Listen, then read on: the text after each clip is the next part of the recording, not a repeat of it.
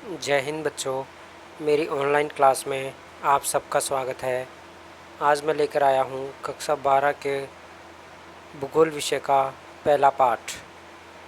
तो चलिए पढ़ते हैं अपन भूगोल विषय के अंदर कक्षा 12 का यह पहला पाठ। पहले पाठ का नाम है मानव भूगोल, प्रकृति व विषय क्षेत्र। सबसे पहले अपन पढ़ेंगे मानव भूगोल का अर्थ व परिभाषा। जैसा कि बच्चों कक्षा 11 में आपने पढ़ा था, भूगोल की दो शाखाएं हैं। एक शाखा है भौतिक भूगोल और दूसरी शाखा है मानव भूगोल। तो कक्षा 11 में आपने भूगोल की एक शाखा भौतिक भूगोल के बारे में पढ़ा था और वो कक्षा 11 में वो पूरी किताब भौतिक भूगोल के बारे में थी। कक्षा 12 में ये पूरी किताब आपको मानव भूगोल के बारे में पढ़ने को मिलेगी। तो चलो अपन पढ़ते हैं मानव भूगोल, अर्थ व परिभाषा। मानव भूगोल को भूगोल की आधारभूत शाखा माना गया है। भूगोल क्षेत्र वर्णनी विज्ञान है जिसमें क्षेत्रीय परिप्रेक्ष्य में तथ्यों का अध्ययन किया जाता है। जैसा कि आप समझ रहे हैं कि मानव भूगोल को भूगोल की आधारभूत शाखा माना गया है। आपको पहले ही बता चुका हूँ मैं, मानव भूगोल की दो शाखाएँ हैं, भूगोल की दो शाखाएँ हैं, मानव भूगोल और भौतिक भूगोल। तो ये एक आधारभूत शाखा है। भूगोल क्षेत्र वर्णनी विज्ञान है, क्योंकि भूगोल के अंदर किसी क्षेत्र का वर्णन किया जाता है और किस परिप्रेक्ष्य में अध्ययन किया जाता है, क्षेत्रीय परिप्रेक्ष्य में तथ्यों का अध्ययन किया जाता है। कोई भी एक क्षेत्र हो, चाहे वो राज्य हो, देश हो, महाद्वीप हो, उस क्षेत्र के विभिन्न तथ्यों का भूगोल विषय के अंतर्गत अध्ययन किया जाता है। भूगोल एक अध्ययन क्षेत्र के रूप में समाकलनात्मक, अनुभविक और व्यवहारिक है। भूगोल एक अध्ययन क्षेत्र के रूप में कैसा विषय है? समाकलनात्मक, अनुभविक एवं व्यवहारिक। अर्थात भूगोल विषय को अपन पढ़ते समय उसको अनुभव भी कर सकते हैं, उसको अपन व्यवहार में भी डाल सकते हैं और उसका अपन समाकलन भी कर सकते हैं, जिसमें किसी घटना का स्थान व समय के संदर्भ में भौगोलिक ढंग से अध्ययन किया जाता है। तो ये सबसे इम्पोर्टेंट चीज़ है, सबसे इम्पोर्टेंट बात है कि भूगोल विषय में कोई भी घटना हो, उस घटना का किस संदर्भ में भौगोलिक ढंग से अध्ययन किया जाता है? स्थान और समय के संदर्भ में। स्थान और समय के संदर्भ में किसी भी घटना का भौगोलिक ढंग से अध्ययन किया जाता है। जैसे माना कि हिमालय पर्वतमाला का निर्माण कब व कहाँ हुआ, तो हिमालय पर्वतमाला के निर्माण के समय के बारे में जानेंगे कि हिमालय पर्वतमाला का निर्माण अंगारा लैंड और गोंडवाना लैंड के बीच में 33 सागर में मलबा जमा होता चला गया। उसमें दबाव में के कारण दोनों महाद्वीपों के जो विशाल खंड हैं उनमें आपस में दबाव पड़ने के कारण हिमालय पर्वतमाला का निर्माण हुआ। तो वो स्थान 33 सागर, समय और ये चतुर्थक कल्प में इसका निर्माण हुआ। तो इस प्रकार से हम भूगोल विषय के अंदर किसी भी घटना का स्थान और समय के संदर्भ में अध्ययन करते हैं। भूगोल पृथ्वी को मानव का घर समझते हुए उन सभी तथ्यों का अध्ययन करता है जिन्होंने मानव को पोषित किया है। अब देखो, इसमें पृथ्वी को मानव का घर बताया गया है और इसमें उन तथ्यों का अध्ययन करना बताया गया है जो मानव को पोषित करते हैं। अब मानव को जो जो चीज़ें पोषित करती है, पालती है, उन सभी का अध्ययन अपन भूगोल में करते हैं। अब भूगोल में जैसे मानव को पोषित करती है, अब मानव को क्या क्या पोषित करती है? मानव को पोषित करती है जैसे मिट्टी है, वायुमंडल है, वायु है। तो ये सारी चीज़ें, इन सब का अध्ययन अपन भूगोल के अंतर्गत करते हैं। इसमें प्रकृति व मानव के अध्ययन पर जोर दिया गया है। जैसा कि आपको समझ में आ रहा होगा कि मानव को पोषित करने वाली चीज़ों का अध्ययन किया जाता है। अब मानव को पोषित करने वाली, जैसे मैंने भी बताया, मिट्टी, वायु, जल। अब इसके अंदर प्रकृति व मानव के अध्ययन पर जोर दिया गया है, अर्थात प्रकृति और मानव के दोनों के अंतः संबंधों पर जोर दिया गया है भूगोल के अंतर्गत।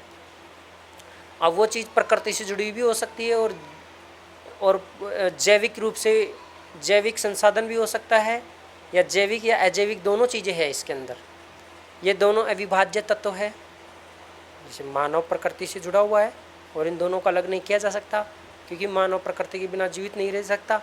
इसलिए कहा गया है कि दोनों अविभाज्य तत्व हैं। और इन्हें समग्रता से देखा जाना चाहिए, अर्थात इन्हें एक रूप में ही देखा जाना चाहिए, समग्रता से मिला करके देखा जाना चाहिए। इन दोनों आधारभूत घटकों से संबंधित भूगोल की क्रमशः दो अलग अलग शाखाएं विकसित हुई। अब ये आधारभूत घटक हो गए, कौन कौन से आधारभूत घटक हैं? प्रकृति और मानव, अर्थात जैविक या अजैविक दोनों ऐसे मान लो। प्रकृति को अपन अजैविक में डालेंगे और मानव को जैविक में डालेंगे। तो ये दो आधारभूत घटक है और इन दोनों से अलग अलग शाखाएं विकसित हुई। जैसे अजैविक या प्रकृति से भौतिक भूगोल और मानव से मानव भूगोल। भौतिक भूगोल भौतिक पर्यावरण का अध्ययन करता है। ये कक्षा 11 में आपने ये परिभाषा पढ़ी थी कि भौतिक भूगोल में किसका अध्ययन किया जाता है? भौतिक पर्यावरण का। मानव भूगोल भौतिक पर्यावरण व सांस्कृतिक पर्यावरण के बीच संबंध, मानवीय परिघटनाओं के स्थानिक वितरण व संसार के विभिन्न भागों में सामाजिक और आर्थिक विभिन्नता का अध्ययन करता है। मानव भूगोल में किसका अध्ययन किया जाता है? भौतिक पर्यावरण व सांस्कृतिक पर्यावरण के बीच संबंध का, वो भी मानवीय परिघटनाओं के स्थानिक वितरण व संसार के विभिन्न भागों में सामाजिक और आर्थिक विभिन्नता का अध्ययन करता है। इसमें क्या है? मानव अर्थात सांस्कृतिक और पर्यावरण भौतिक पर्यावरण, इन दोनों के बीच में घटनाएं होती है, लेकिन कहाँ कहाँ होती है? स्थानिक वितरण के आधार पर, जहाँ जहाँ मानव है और मानव के द्वारा जहाँ जहाँ पर भी सामाजिक और आर्थिक विविधताएं हैं, वहाँ वहाँ पर इसका अध्ययन किया जाता है। दूसरे शब्दों में मानव भूगोल मानव वर्गों और उनके वातावरण की शक्तियों, प्रभावों तथा प्रतिक्रियाओं के पारस्परिक कार्यात्मक संबंधों का प्रादेशिक आधार पर किया जाने वाला अध्ययन है। एक बार दोबारा देखते हैं इसका अर्थ। दूसरे शब्दों में मानव भूगोल मानव वर्गों और उनके वातावरण की शक्तियों, प्रभावों और प्रतिक्रियाओं के पारस्परिक कार्यात्मक संबंधों का प्रादेशिक आधार पर किया जाने वाला अध्ययन है। अर्थात मानव भूगोल के अंतर्गत किसका अध्ययन किया जाता है? मानव वर्गों, मानव के विभिन्न वर्ग। जैसे वर्ग कैसे हो सकते हैं? जैसे कोई महाद्वीप में रहने वाली जनसंख्या हो, किसी राज्य में रहने वाली जनसंख्या हो, किसी प्रदेश में रहने वाली जनसंख्या हो, तो ये सब अलग अलग वर्ग हो गए। यह जाति विशेष को भी अपन ले सकते हैं, धर्म विशेष को भी ले सकते हैं। तो ये अलग अलग वर्ग हो गए, मानव वर्ग और उसके वातावरण। अब मानव कोई भी मानव हो, जैसे माना कि अमेरिका में रहने संयुक्त राज्य अमेरिका में रहने वाले सभी मानव, सभी जनसंख्या हो गई, वो एक मानव वर्ग हो गया। और उसके वातावरण की शक्ति हो, और उसका वो जो वातावरण है, संयुक्त राज्य अमेरिका की जो जनसंख्या का जो वातावरण है, वो उस वातावरण की शक्तियाँ। अब वातावरण की शक्तियाँ, आसपास का प्रत्येक वातावरण है वो मानव पर प्रभाव डाल रहा है, इसलिए उसको शक्तियाँ कहा गया। उसका प्रभाव, वो वातावरण प्रभावित कर रहा है, तथा अब वो वातावरण प्रभावित कर रहा है तो मानव भी तो प्रतिक्रिया स्वरूप कुछ न कुछ क्रिया करता है ना। तो मानव भी उस वातावरण की क्रिया के फलस्वरूप प्रतिक्रिया कर रहा है। तो क्या क्या हो गई? वातावरण की शक्ति, उस वातावरण उसको प्रभावित कर रहा है तो प्रभाव, तथा मानव प्रतिक्रिया कर रहा है तो प्रतिक्रिया। इन सब के बीच में जो पारस्परिक क्रिया हो रही है, ये जो कार्यात्मक संबंध बन रहा है, ये कार्यात्मक संबंध अलग अलग प्रदेशों में अलग अलग होता है। तो ये एक प्रादेशिक आधार पर किया जाने वाला अध्ययन है। तो अभी मैंने अमेरिका का उदाहरण दिया कि वहाँ का वातावरण मानव को प्रभावित करता है और मानव प्रतिक्रिया स्वरूप वातावरण के प्रति प्रतिक्रिया करता है। तो ये अमेरिका की जनसंख्या के वातावरण का जनसंख्या पर प्रभाव है। अब रूस के अंदर अलग प्रभाव होगा, अलग वातावरण होगा, वहाँ पर प्रतिक्रिया अलग प्रकार की होगी। भारत के अंदर जनसंख्या है, श्रीलंका में है, वहाँ पर अलग प्रकार का वातावरण होगा और उसका प्रभाव मानव पर अलग प्रकार से पड़ेगा और मानव प्रतिक्रिया अलग प्रकार से करेगा। तो इसका मतलब ये आ रहा है कि मानव का प्रकृति के साथ में अंतः संबंध, ये चीज़ निकल कर के आ रही है। आप इसको समझने की कोशिश करना। आगे बढ़ते हैं। कविता की इन पंक्तियों के माध्यम से मानव भूगोल को निम्न प्रकार से समझ सकते हैं। मानव भूगोल में मानवीय तथ्यों का अध्ययन आता है। यह मानव पर्यावरण के मध्य अंतर संबंधों को बताता है। वही बात आ गई जो अपन ने ऊपर पढ़ी है। मानव भूगोल में किसका अध्ययन किया जाता है? मानवीय तथ्यों का। और यह मानव पर्यावरण के मध्य अंतर संबंधों को बताता है, अर्थात मानव का पर्यावरण के साथ में अंतर संबंधों को बता रहा है। कृषि, पशुपालन, उद्योग, व्यवसाय किए जाते हैं। परिवहन, संचार और व्यापार इसके अंदर आते हैं। तो इसके अंदर क्या क्या क्रियाएं होती है? कृषि, पशुपालन, उद्योग और व्यवसाय। और क्या क्या आता है इसके अंतर्गत? परिवहन, संचार और व्यापार इसके अंदर आते हैं। तो ये सारे के सारे जो चीज़ें हैं, सारे के सारे जो ये बिंदु हैं, ये सारे मानव से जुड़े हुए हैं। चाहे कृषि हो, पशुपालन हो, उद्योग हो, व्यवसाय हो, परिवहन हो, संचार हो और व्यापार हो। जैसे अपन भौतिक भूगोल के अंतर्गत अपन पढ़े थे, एक तो पढ़ा था अपन ने जल विज्ञान, एक पढ़ा था अपन ने मृदा विज्ञान, एक पढ़ा था अपन ने अन्य कई सारे भौतिक भूगोल के अंदर कई सारे उसके विभिन्न विषय थे। ऐसे ही मानव भूगोल में जैसे कृषि भूगोल, उद्योग भूगोल, विपणन भूगोल, परिवहन भूगोल, तो ये इसके विभिन्न विषय हो गए मानव भूगोल के। मानव भूगोल का प्रादुर्भाव और विकास मुख्यतः 18वीं शताब्दी में माना जाता है। समय के साथ मानव वातावरण संबंधों में आए बदलाव को ध्यान में रखते हुए कई विद्वानों ने अपने अपने दृष्टिकोण से मानव भूगोल की परिभाषा दी। कुछ महत्वपूर्ण परिभाषाएं अग्रलिखित हैं। अब यहाँ पर कुछ परिभाषाएं दी गई है। जैसा कि आपको पता है कि किसी भी विषय की परिभाषा देना बहुत ही कठिन कार्य है, लेकिन फिर भी कुछ विद्वानों ने बहुत अच्छा यहाँ पर प्रयास किया है मानव भूगोल की परिभाषा देने के लिए। ऐसा माना जाता है कि इसका सर्वाधिक विकास 18वीं शताब्दी में हुआ था और 18वीं शताब्दी में विकास के उच्च शिखर पर थे मानव भूगोल। उसी से आगे बढ़ते हुए अपन देखते हैं आधुनिक मानव भूगोल के जन्मदाता जर्मन भूगोलवेत्ता फ्रेडरिक रेटजेल के अनुसार मानव भूगोल मानव समाजों और धरातल के बीच संबंधों का संश्लेषित अध्ययन है। आधुनिक मानव भूगोल के जन्मदाता कौन हैं? फ्रेडरिक रेटजेल, और ये थे जर्मनी के। इन्होंने मानव भूगोल की क्या परिभाषा दी है? मानव भूगोल मानव समाजों और धरातल के बीच संबंधों का संश्लेषित अध्ययन है। मानव समाजों और धरातल के बीच संबंधों का संश्लेषित अध्ययन है। सिंपल सी परिभाषा है। इसमें रेटजेल महोदय कह रहे हैं कि मानव समाजों का धरातल के बीच संबंधों का संश्लेषित अध्ययन है। अब मानव समाजों के बारे में मैंने अभी बताया था आपको कि मानव समाज कोई सा भी किसी राज्य, किसी प्रदेश, किसी देश, किसी महाद्वीप में रहने वाली जनसंख्या को अपन एक समाज कह सकते हैं, और उस समाज का उस स्थान, उस धरातल के बीच क्या संबंध है, उसी का अध्ययन ही मानव भूगोल है। तो एक बहुत ही अच्छी परिभाषा फ्रेडरिक रेटजेल महोदय ने दी है कि मानव भूगोल मानव समाजों और धरातल के बीच संबंधों का संश्लेषित अध्ययन है। रेटजेल ने यह परिभाषा अपनी पुस्तक एंथ्रोपोजोग्राफी में दी है। उन्होंने पार्थिव एकता पर जोर देते हुए मनुष्य के क्रियाकलापों पर वातावरण के प्रभावों का वर्णन किया है। प्यारे बच्चों, कई बार ये प्रश्न पूछ लिया जाता है कि फ्रेडरिक रेटजेल द्वारा लिखी गई पुस्तक का क्या नाम है, तो वो पुस्तक है एंथ्रोपोजोग्राफी। एक अन्य जो प्रश्न बन रहा है इस पॉइंट में कि आधुनिक मानव भूगोल के जन्मदाता कौन हैं? Friedrich Ratzel. इसके अलावा इस परिभाषा में उन्होंने जो जोर दिया है वो पार्थिव एकता पर दिया है। पार्थिव एकता मतलब पूरी पृथ्वी को उन्होंने समग्रता से देखा है और उन्होंने मनुष्य के क्रियाकलापों पर वातावरण के प्रभाव को बताया है कि मानव जो भी क्रिया करता है उसके ऊपर वातावरण का प्रभाव पड़ता है। आगे है रेटजेल की शिष्या व प्रसिद्ध अमेरिकन भूगोलवेत्ता एलन सैम्पल के अनुसार मानव भूगोल चंचल मानव और अस्थायी पृथ्वी के पारस्परिक परिवर्तनशील संबंधों का अध्ययन है। रेटजेल की शिष्या है जो कि अमेरिका से है एलन सैम्पल। एलन सैम्पल ने बहुत ही अच्छी परिभाषा दी है। उनकी परिभाषा है कि मानव भूगोल चंचल मानव और अस्थायी पृथ्वी के पारस्परिक परिवर्तनशील संबंधों का अध्ययन है। अब इसमें भी वही बात आ रही है, लेकिन जो शब्दों का चयन किया है एलन सैम्पल ने वो थोड़ा अलग किया है। यहाँ पर आ रहा है चंचल मानव। चंचल मानव का स्वभाव कैसा है? मानव क्रियाशील है, हमेशा कोई ना कोई क्रिया करता रहता है, कार्य करता रहता है, क्रियाशील मानव है। इसलिए एलन सैम्पल ने मानव को चंचल बताया, क्रियाशील मानव बताया।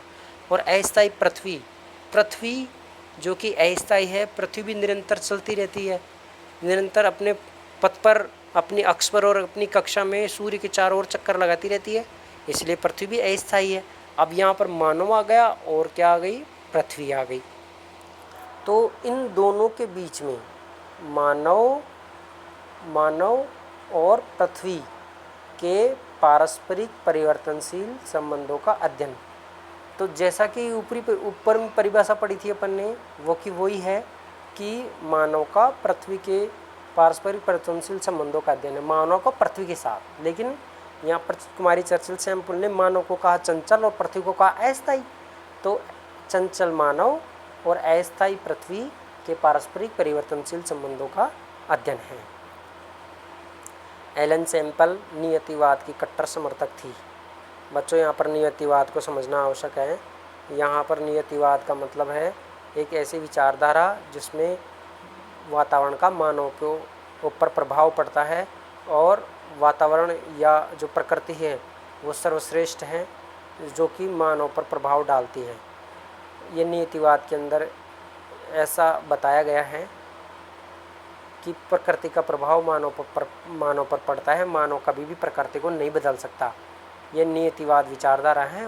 उस नियतिवाद विचारधारा के एलन सैंपल कट्टर समर्थक थी, तथापि उसकी परिभाषा अन्य नियतिवादों की अपेक्षा अधिक विस्तृत है। मानव अपने विकास की प्राथमिक अवस्था प्रारंभ से ही सक्रिय रहा है और उसके समस्त क्रियाकलापों का प्रभाव मानव पर पड़ता है। ये नियतिवाद में ही भी बताया गया है कि मानव के क्रियाकलापों पर उसके वातावरण का प्रभाव पड़ता है। विडाल डी ला ब्लास एक प्रसिद्ध फ्रांसीसी मानव भूगोलवेत्ता है जिन्होंने संभववाद की नींव रखी। बच्चों, पिछली जो एलन सैंपल की परिभाषा थी वो भी इम्पोर्टेंट है कि एलन सैंपल के द्वारा दी गई परिभाषा लिखिए। ऐसे प्रश्न आ जाता है कई बार। और एक नया जो प्रश्न आ रहा है अभी कि संभववाद की नींव किसने रखी, तो संभववाद की नींव रखी विडाल डी ला ब्लास ने। नीतिवाद से अलग संभववाद, इसमें मानव में प्रकृति को बदलने की क्षमता है, ऐसी बात संभववाद में कही गई है। और ये इसकी नींव विडाल डी ला ब्लास ने रखी थी, जो विडाल डी ला ब्लास फ्रांस की मानव भूगोलवेत्ता थे। तो उनके द्वारा जो परिभाषा दी गई है वो देखते हैं। मानव भूगोल पृथ्वी और मानव के पारस्परिक संबंधों को एक नया विचार देता है, जिसमें पृथ्वी को नियंत्रित करने वाले भौतिक नियमों तथा पृथ्वी पर निवास करने वाले जीवों के पारस्परिक संबंधों का अधिक संश्लिष्ट ज्ञान शामिल है। अब इसके अंदर भी पृथ्वी और मानव के पारस्परिक संबंधों के बारे में बताया गया है कि मानव भूगोल क्या है, पृथ्वी और मानव के पारस्परिक संबंधों का नया विचार। अब पारस्परिक संबंधों का एक नया विचार देता है, तो ये तो मानव और प्रकृति के बीच संबंध बता दिया। अब उसके आगे वो और कुछ भी कह रहे हैं, जिसमें पृथ्वी को नियंत्रित करने वाले भौतिक भौतिक नियमों तथा पृथ्वी पर निवास करने वाले जीवों के पारस्परिक संबंधों का अधिक संश्लिष्ट ज्ञान शामिल है। अर्थात वो इस बात पर जोर दे रहे हैं कि पृथ्वी के जो भौतिक नियम हैं वो और तथा पृथ्वी पर निवास करने वाले जो जीव हैं उनके अंदर पारस्परिक संबंध है। तो पहली लाइन के ऊपर ही उन्होंने अगली 2 लाइनों में दबाव डाला है कि पृथ्वी और मानव के बीच में गहरा संबंध होता है और अधिक संश्लिष्ट ज्ञान शामिल है। डिकेन और पिट्स ने मानव भूगोल में मानव और उसके कार्यों को समाविष्ट किया है। तो डिकेन और पिट्स ने मानव भूगोल की एक सिंपल सी परिभाषा दी है कि मानव और उसके कार्यों को समाविष्ट किया है। मानव जो कि विभिन्न कार्य करता है। अब इन्होंने इस लाइन में ही परिभाषा किस प्रकार दे दी, क्योंकि मानव कहाँ रहेगा, पृथ्वी पर, और पृथ्वी पर रहते हुए विभिन्न कार्य करेगा, और विभिन्न कार्य करेगा तो वातावरण उससे प्रभावित होगा और प्रभाव वो वातावरण को भी प्रभावित करेगा। अर्थात मानव का प्रकृति के साथ में स्वतः ही संबंध हो जाता है, और ये पारस्परिक संबंध ही क्या है, मानव भूगोल है। इसलिए डिकेन और पिट्स ने मानव भूगोल की एक लाइन में परिभाषा स्पष्ट कर दी कि मानव और उसके कार्यों को समाविष्ट किया गया है। सारांश परिभाषा: मानव भूगोल वह विज्ञान है जिसमें पृथ्वी के विभिन्न क्षेत्रों में मानव समूहों के प्राकृतिक व सांस्कृतिक वातावरण की शक्तियों, प्रभावों और प्रतिक्रियाओं के पारस्परिक संबंधों और स्थानिक संगठन का अध्ययन मानवीय प्रगति के उद्देश्यों से प्रादेशिक आधार पर किया जाता है। ये सारांश परिभाषा थी जिसमें स्पष्टतः समझाया गया है कि पृथ्वी के जो विभिन्न क्षेत्र हैं वहाँ पर मानव के समूह निवास करते हैं। अलग अलग जगह मानव के समूह हैं, उन समूहों का जो प्राकृतिक और सांस्कृतिक वातावरण की जो शक्तियाँ हैं, अर्थात जो प्रकृति है और जो सांस्कृतिक वातावरण है, उसकी शक्तियाँ जो कि मानव को प्रभावित करती हैं, उनका जो प्रभाव है, उनकी जो प्रतिक्रिया है मानव की, उन सब का पारस्परिक संबंध और स्थानिक संगठन का अध्ययन। स्थानिक संगठन अर्थात अलग अलग क्षेत्रों में उस मानव का उस स्थान से किस प्रकार से एक संबंध होता है, वो एक स्थानिक संगठन हो गया। उसका अध्ययन मानव प्रगति के उद्देश्य से प्रादेशिक आधार पर किया जाता है। अब इन सब का अध्ययन क्यों करते हैं? मानव की प्रगति के लिए अलग अलग प्रादेशिक आधार पर उन सब का अध्ययन किया जाता है।